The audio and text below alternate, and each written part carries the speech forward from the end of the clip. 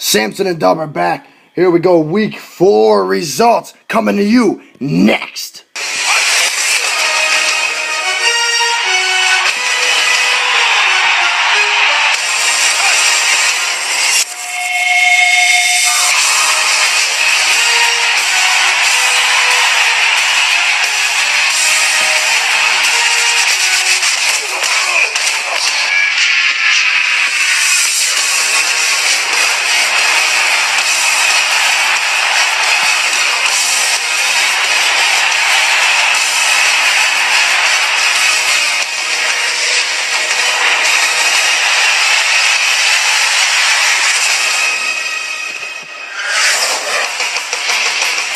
Week 4 is in the books, but Sampson and Duuuuub went head-to-head. Who was the winner? Who picked the teams that were going to win this week? I'm Sampson. I'm here along with Doug, also known as Pete. Well, Pete, we're going to start right off with the New England game versus Buffalo. What do you think about that one? Well, I think it's absolutely terrible. I mean, obviously, living here my whole life, I love the Bills. I bleed the Bills. And my golly, am I used to seeing this. Every single time we all get excited, we all get high. Here they come, we're leading at halftime, and what happens? They blow the doors right off of us, put up 52 points, 45 in the second half. I don't know what else to say. You know, in the predictions last week, I Sunday. did say, Dub, I did say exactly in the predictions that we were going to get a little stomping by the end of this game. I did say New England was going to pull away. And, you know, I think the turning point of this game was simply the fumble before halftime. I think that's what ended up really hurting us. It took away the momentum. It gave New England hope, like, hey, we're only down 2 touchdowns. We only need 1 good possession, and we're back in this football game. Yeah, no, I understand the fumble and everything, but you know what? At the end of the day, you still got to stop somebody at some point, and they couldn't stop. No, they couldn't. That defense looked horrible. When you let Tom Brady get a 6-yard rushing touchdown on you, you're doing something wrong. I think we both agreed that New England was going to win this game. I think my prediction maybe was a little bit more than yours, but whatever. We both said it. Let's do it. We did. All right, let's move right along here. We're going to go to Minnesota and Detroit. We both got a little shocker on this one, didn't we, Dub? Yeah, I'll say. I mean, Stafford, he hasn't been good lately. Minnesota looks really hot. Leads the division, tied with Chicago. I mean, does anybody even know that? Maybe I underestimated him. No, I would say so. Pretty good defense. We both underestimated him, actually. No, they're returning kickoffs. They're doing everything right. Christian Ponder looks like he's coming into his own. Pretty good prospect coming out of Florida State anyway. Absolutely. But they got some weapons over there. They do need to tighten it up. Maybe get a couple more receivers. But other than that, Minnesota looks good. Definitely a surprise to me. I'm looking forward to seeing what this team's going to do. Carolina at Atlanta. Well, I said it right off the bat. I said this was going to be the game of the day. And you know what? I really think it was the game of the day. The whole entire game, Carolina's got the lead. Newton played his ass off. But you know what? At the end of the day, Matt Ryan, cold as ice. They call him Matty Ice for a reason. How about that Roddy White catch? 50-yard pass with 50 seconds to go from his own 1-yard line to Roddy White. I mean, really? But, hey, if you're Carolina and you're going to let him do that, well, you deserve to lose, and that's exactly what happened. What a catch by Roddy White. Don't take any credit away from Roddy White. What a catch. Oh, yeah. What Going a throw. Up in between 2 defenders like that, great throw. What a drive. You want to talk about ice in your veins. That's doing it. That is doing it. I loved it. I loved watching that game, every minute of it. Let's see. We got San Francisco and New York Giants. We both predicted a defensive game. We both said San Francisco. And we were both right. I said the Jets were going to win, actually. I thought it was going to be 12-9, something like that. Yeah, you said 12-9 in San Francisco. Well, the Jets, they almost made it to 9, but actually they didn't make it to 1 because they're just that pathetic. Maybe they should call Tebow into this thing to save their butts, but I don't think that'll do it either. 34-0. Yeah, San Fran's just a more complete team. They've been a more complete team. The Jets are in disarray with this guy's out, this guy's out. Now Holmes is out with a foot injury. I mean, my fans' team ain't looking good with that. Seeing as how I have the defense, too. They stink now all of a sudden.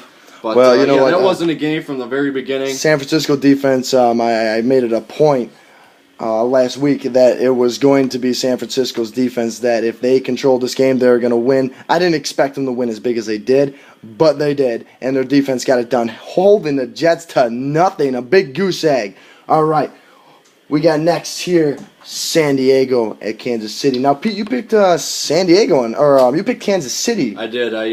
I really kind of thought San Diego wasn't as good as that, but you know what? Any team is going to put up 37 when you get as many turnovers as they got. I mean, right off the bat, Jamal Charles fumbles it twice. Then they had about 4 interceptions.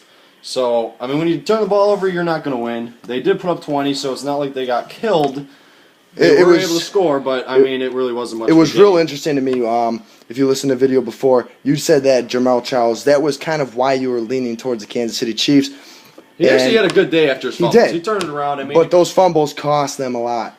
And that absolutely. The momentum is a huge game in football, folks, and San Diego took it over. So Sampson does win that bet.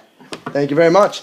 We're going to move on to the next game, which is Tennessee at Houston. We both pretty much knew what was going to happen here. We said Chris Johnson coming in. We thought he was going to be the best running back in the league. It turns out that he's the worst.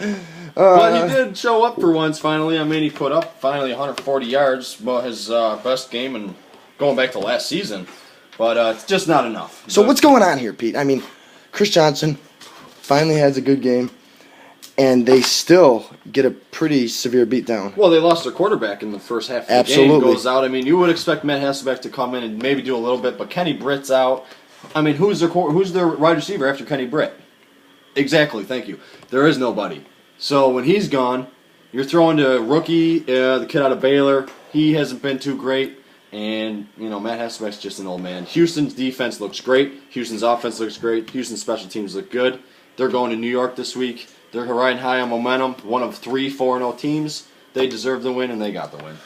Dub, we're going to move on to Seattle and St. Louis. You beat me in this one. One of the few. The stone-cold lock of the week was St. Louis, and boy, did they come out, and they shut them up. They came out great. Hey, everybody's been high on Seattle. Dub, I got to give it to you on that one. Seattle hasn't done anything. They got lucky twice. They play great at home, but when they go on the road, you don't like them. You don't want a Seattle on the road. It's just how that's the story. It is a totally different. If I'm not mistaken, St. Louis plays in a dome, right? And Seattle coming from a very similar condition such as Buffalo. Yeah, and definitely. That can play a huge role going into a dome. You see it a lot when Buffalo plays teams that play in domes. It's a totally different ball game. But you see, you're right. St. Louis, and you shocked me on that one. Yeah, but other than that, I mean, it was a pretty dog game. 19-13. It was. How many people really watched that game? Nobody. We're all watching. Not really many. The Bills get killed. Even better. Yeah, we were all watching that game. We all hung in there, too, because it was halftime. We were winning. We were all pumped up. And then, okay, I'm not even going to talk about the rest because it hurts. Still, Miami at Arizona. Well, starting off the 4 o'clock games, that was a really good game. Miami came out strong. They came out looking like they were going to win the game, really. They held them out pretty much for 3 quarters. But they did get a lot of turnovers down the stretch. Arizona comes in. It's a great tying drive at the end. Is able to win it in overtime with the field goal. I mean, I give a lot of props to Miami. I mean, come on. They had a 250-yard receiver. Brian Hartline. They had a good day. Brian Hartline is a nobody. They had a good day. But at the end, Arizona's just a more complete team. Also 4-0 this year. Arizona, they know how to finish night, games. So they know how to finish games. Yes, that is what Miami. Play. They make the play, just like you've seen in Atlanta. Atlanta knows how to finish the game. Yep. Arizona knows how to finish the game. People, when you're in a football game and you're only down by 3, 2, or 1. 1 minute in a football game is the difference between winning and losing. And you've seen that a lot this week. You got to complete the game. And again, Arizona knows how to do that. Atlanta knows how to do that. That's why you see the scores that you do. Yeah. Well, we're going to see Arizona up close and personal in 2 weeks here. And Buffalo will. Everybody thinks that Buffalo's just going to go in there and has a good chance. But I'll tell you what, that D is really good. They are. Patrick Peterson you told me an interesting fact. Might be the best corner with Darrelle Revis out. Dub, you told me an interesting fact earlier, and that was that Arizona won how many of their games continuing from last season into this season? What was their record? You were telling me earlier. I believe at the end of the season last year they won 6 out of 8. And now they've won the first 4. So you're talking 10 out of 12 games they have won. And not only that, but their defense is not allowed more than 21 or 24 points a game in that stretch. That's scary. They're playing some very great defense right now. That's scary. And when they go in and beat a team like New England, and everybody else at their house. I mean, you know what? Arizona might be in New England. That the was most scary. underrated team in that conference. Keep an eye on ARZ. Yeah, also known as Arizona. Keep an eye on them. I certainly am going to keep an eye on them. Yeah, it's definitely pretty going hot into week over 5. in the desert. Oh yeah, oh yeah.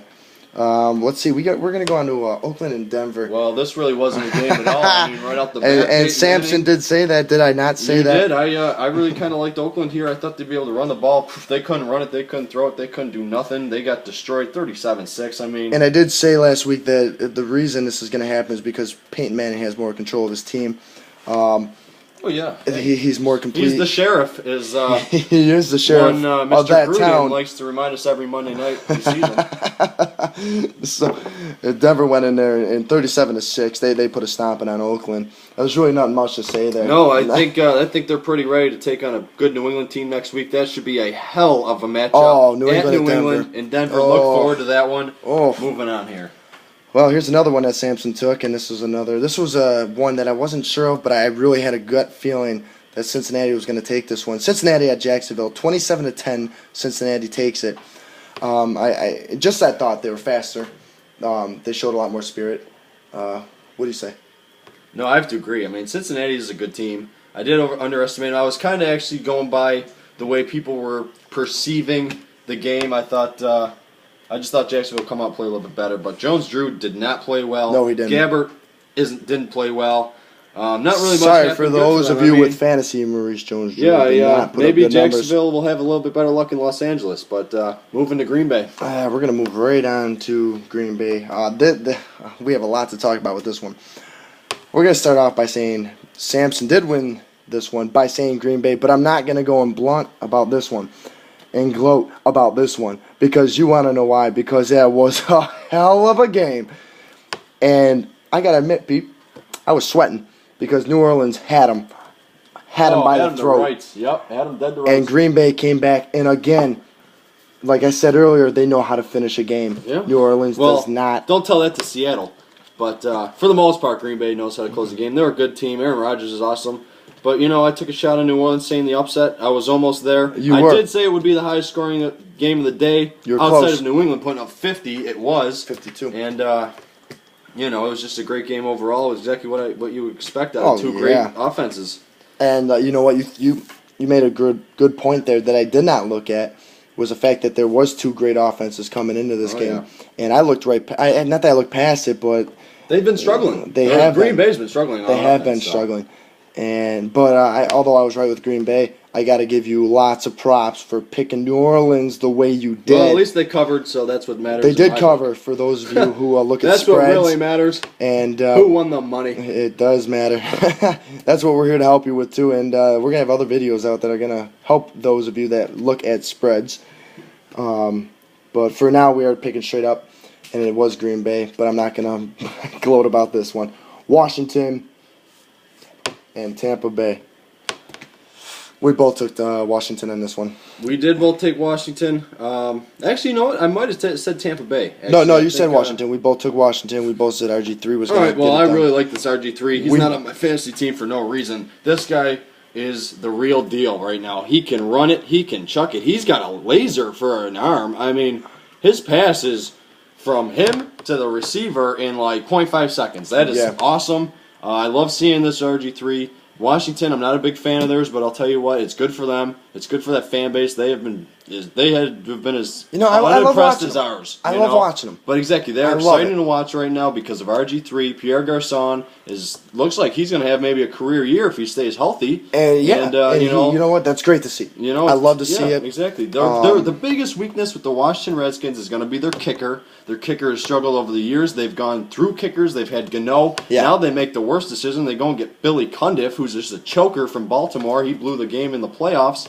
That's the one weakness that Washington will run into is field goal kicking. It did get him the win this week. It did. But he did also miss one or two in that game. That could have cost him. I think it was 3. Maybe. He had a pretty bad day. Yeah, he definitely did. It's just lucky that it came down to him. He got his last chance. We were both right in the prediction of saying it was going to be within 7. His final score was 24-22. And we both said it was going to be within 7. Yeah, no, that was definitely we were pretty spot on there. Pretty spot on. We're gonna not much else to say about those two. Tampa Bay just kind of stinks, so I mean I don't even know what. Washington did struggle a little bit, but not much. No. Let's see. We're gonna move. New York Giants at Philly. This was a game to watch. Right Well, he's here. just saying that because he has Philly's kicker on his fantasy line, and it just won him the week. So Thank that's you. where he's